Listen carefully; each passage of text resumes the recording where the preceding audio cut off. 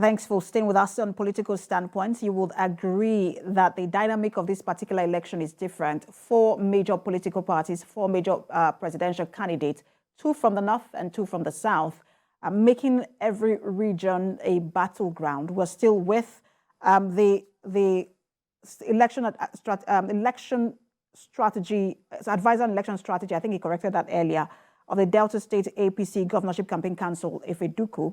And also Dr. Abiola Oshodi, he's a member of the APC Presidential Campaign Council, Directorate of Sustainable Development for Nigeria. Good to have both of you stay with us. But let me begin with you, Dr. Oshodi. So how well do you think the APC rather is going to do in the South-South? When you look at the history of previous elections, it's always been the PDP doing so well in that region. Just recently, the APC rather was able to flip Cross River State. It did flip at those states at some point, but those state is now back to being PDP. So how well, because of those kind of dynamics and the crisis now rocking the PDP, how well do you think that the APC is going to do in the South-South? Thanks so much. Since the dynamics of 2023 elections are, moving quite fast at a furious pace, and a traditionally controlled PDP region like South-South, it's not an exception. Again, we can't discountenance the impact, of the G5 governors from the PDP in terms of determining who controls that region, South-South, in 2023 election.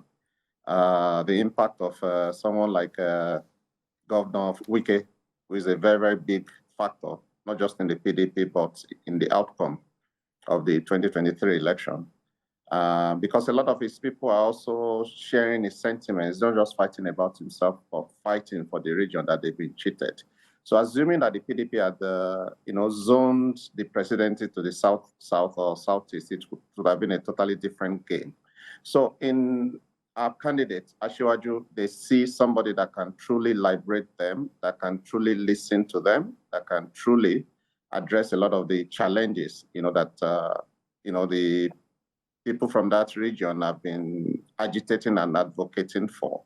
So I see Asiwaju and the APC making a very good presence in the South-South come 2023 election based on those factors. Things are moving very, very fast. And they've remained, with PDP for the majority, 80 or 90% of the time that we've been in democracy.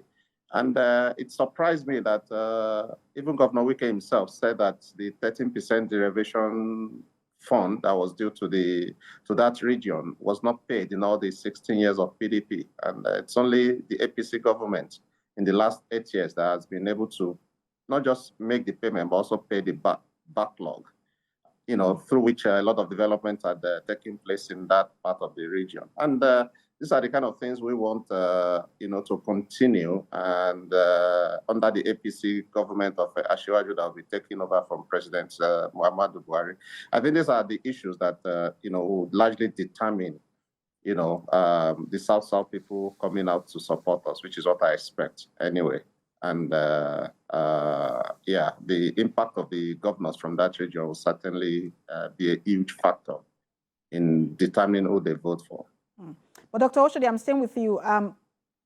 Rivers State is the only state controlled by PDP in the South-West, in the South-South, where they seem to be having challenges. Other states seem to be, when you look at the Edo State governor is supporting the PDP presidential candidate. The Delta State governor himself is the vice presidential candidate. The Akwa Ibom State governor hasn't raised any issue against the presidential candidate. Neither has Bayelsa. So they still have about at least 4 states where all is well and good. Doesn't that mean, especially when you look at the fact that the vice presidential candidate is also from that region, doesn't that mean that to an extent they still have a hold on the South-South region? For Delta State, the dynamics is a bit different, though. remember that the governor is the vice presidential candidate of PDP, and there are a lot of local issues that has totally,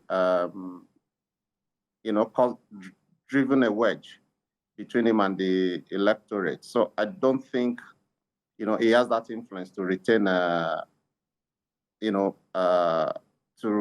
get PDP back to power in Delta State.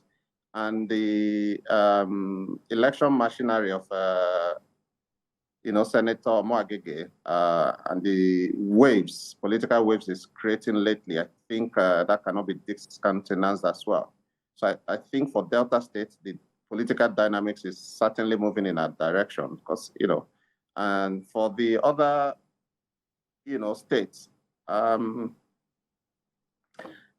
things are moving very, very fast in that region. And it's kind of very, very difficult with the treatment meted out to Wike by the PDP for some of the governors to convince their people that it's PDP that they have to vote for. It's politically insulting, so it's a very, very big burden that the PDP is carrying. So I think that's where we're going to profit from, going into the 2023 national election, to be able to reach out to a lot of these electorates, make them understand why they need to support our own candidates so that a lot of the burning issues affecting that area can, be addressed constitutionally and, bring a good development and dividends of democracy to our South-South people, which they genuinely deserve anyway.